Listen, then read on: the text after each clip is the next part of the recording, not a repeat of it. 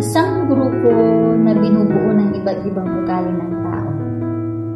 May iba't ibang taglay na kakayahan at iba't ibang saya na hatid dito para mabuo ang tinatawag nating grupo. Sila yung literal na hindi mo kadugo, ngunit pamilya ang turingan nyo. Sila din yung magsasabi ng lahat ng pangit at mali sa'yo dahil concerned sa bawat grupo. Parang chop suey kung may tuturing ko ang grupo na meron ako at heto ipapakilala ko. Yung barkada kong palabiro, malakas kong manloko.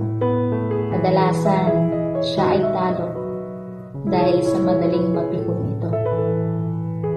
Yung barkada kong hugotera, halos lahat ng problema ay nagbibigyan ng istorya. Yung akala mo siya ang bida. Nandyan din yung barkada kong sobrang seryoso. Hindi pwedeng biruin ng kung sino. Sa kanya, bawal ang luko-luko at sa barkada, siya ang tagapayo. Andyan din yung barkada kong prangka. Minsan, mga salita ay sobra na. Walang pakialam, masabi lang ang nadarama sa bawat isa. At syempre, hindi rin magpapahuli si tanga at si bakla. Hindi kumpleto ang barkada kung wala sila, dahil sila ang pangbato ng barkada sa taglay nilang pagpapasaya. Ilan lamang yan sa mga barkada ko noon, sama-sama sa kalukuhan at saya, at minsan sa oras ng mga problema. Sabi nga nila, malalaman mo lang ang tunay na kaibigan kung dadamayan ka hanggat sa kagipitan.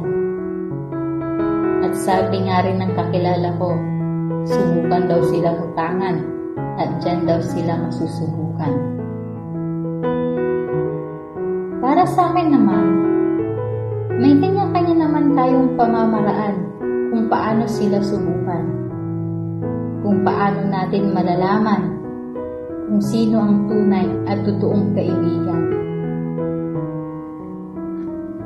Sa tingin mo, sino ang tunay sa kanila?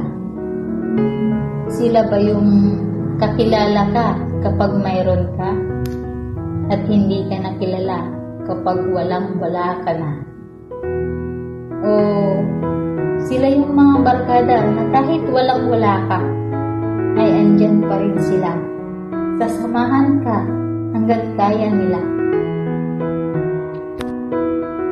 Ilang taon nang lumipas, mga barkada ko'y hindi ko na mahagilaw. Subalit, mga samahan natin ay mananatili pa rin sa akin. Salamat sa kalungkutan at saya na hatid natin.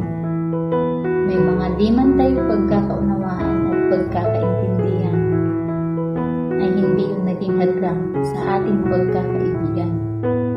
Salamat sa mga ala-alang naiwan ng bawat isa.